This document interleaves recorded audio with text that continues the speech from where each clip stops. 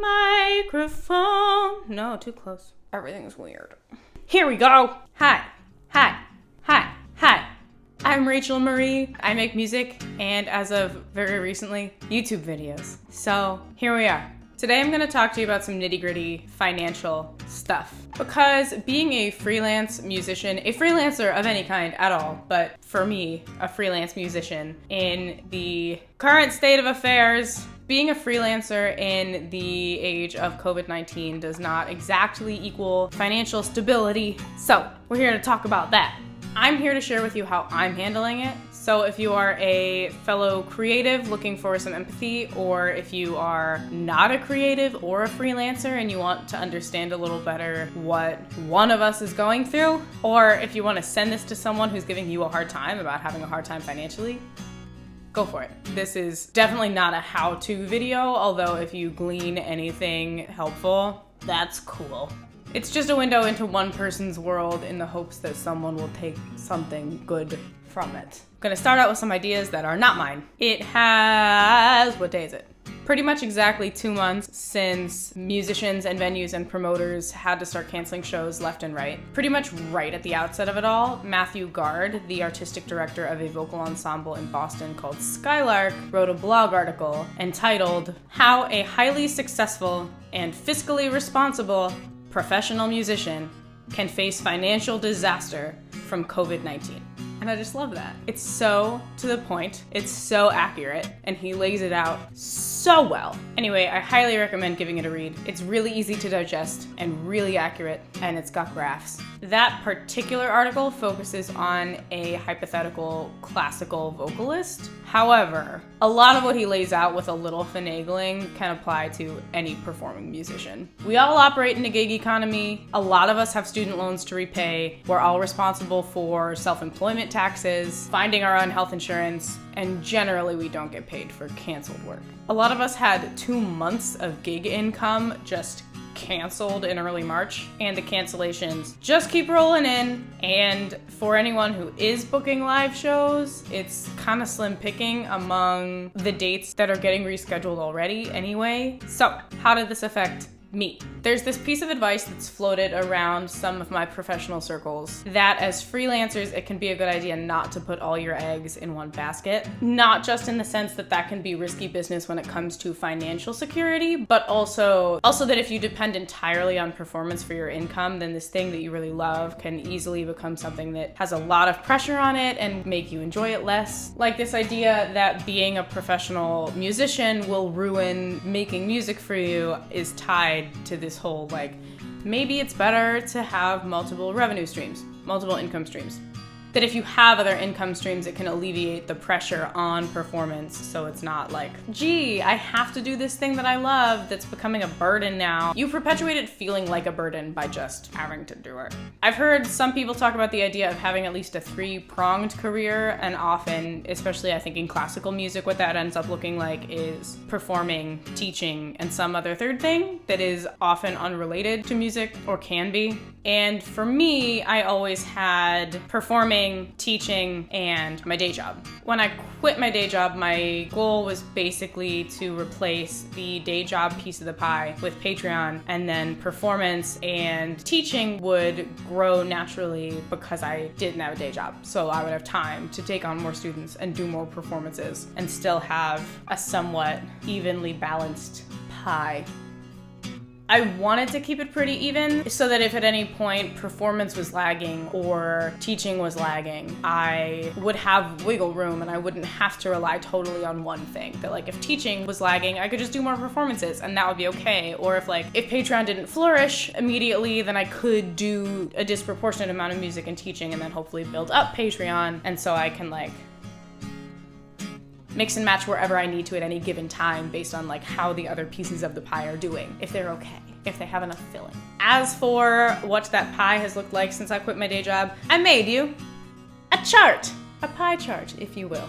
like I made up the word pie chart. This chart represents January 2019 through February 2020, partly because 2019 was my first full year as a full-time musician, so it was really easy to get that 12 months of numbers. And February 2020 was the last full month of gigging that went as planned. Represented on this chart are Patreon, teaching, church works, my many church works, gigs, and merch.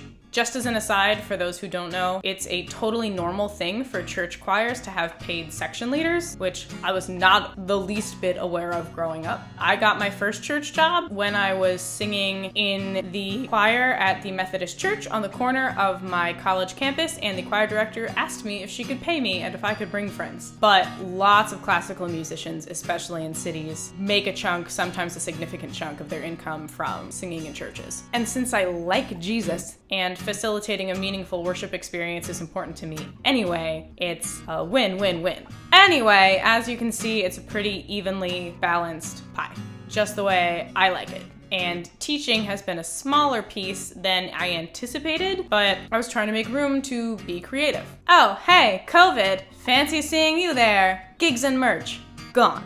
But Rachel, why is merch gone? Nobody canceled merch. The fact is, and I'm fairly certain this is not specific to me, most folks buy merch exclusively at shows. Merch is actually a big part of what makes touring feasible at all when you're playing in small listening rooms. If you're not playing a somewhat large venue, ticket sales are not going to go a lot farther than food and gas and tolls. So merch is really big. For me, less than 6% of my merch sales during this time were online. I'm currently running a pre-sale for Not Okay t-shirts if you'd like to help me change that.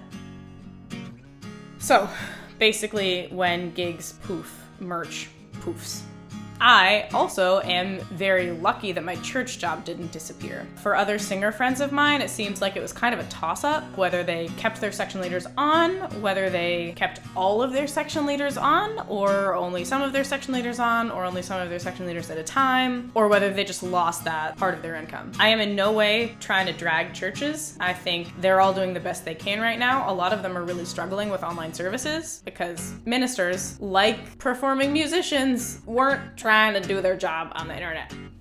So yeah, I understand that churches are struggling. Just reality is I'm very lucky to still have my church job. And while I am still teaching guitar and voice virtually, Rachel@rachelmarie.com if you are interested in virtual lessons. Since March, I have lost half my students. And I get that too. For a lot of kids right now, school means staring at an iPad for half the day, and staring at an iPad for another 45 minutes does not seem like a good idea to them or their parents. They're not having fun. For students of any age, voice lessons can be really vulnerable when you're in your house with parents or partners or kids or roommates.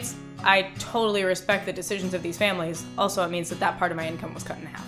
And as the Skylark blog article so aptly put it, many totally responsible and together musicians had much more of their income disappear than I did. And yes, we can do live streams, we can do online shows to try to make some of that money back, but one, the learning curve is not gentle. Most of us aren't audiovisual professionals, and those of us who are, not me, still aren't used to streaming their own shows. Two, whereas, especially as touring musicians, for weeks or months at a time, you could play at a different venue in a different city every night or every other night, and there would be a fresh audience, people who hadn't seen you in a while, and that's a big part of the reason they're willing to pay to walk through the door. Right now, we're all super saturating Facebook, YouTube, and Instagram live, and we are constantly playing for the same gigantic yet totally decentralized audience. Three, people aren't anywhere near as likely to walk away with a CD or a sticker or a t-shirt. And four, we don't expect other people, many of whom are also struggling financially, to pay normal ticket prices for something that's not the same experience as a live show. And I wouldn't trade my job. I love my job. I'm so grateful that I get to do this for my job. And I'm so grateful that more of my income personally did not disappear. And this is a really weird, difficult moment. So if you feel inspired, go buy some music from an artist you love, buy their merch, see if they're on Patreon and you can support them there, and follow them wherever, on all their social medias, sign up for their mailing list, share their stuff, go all out. And you can ask them what you can do to help keep them around. If you want to help keep me around, You can give this video a thumbs up, hit subscribe if you want to support me for show, hit the notification bell if you actually want to get notified when I post something, and consider joining us on Patreon. We have a lot of fun, for real. Until next time, let me know what you want to see from me in the future. See you soon with more of my music, more covers, more videos like this. Bye.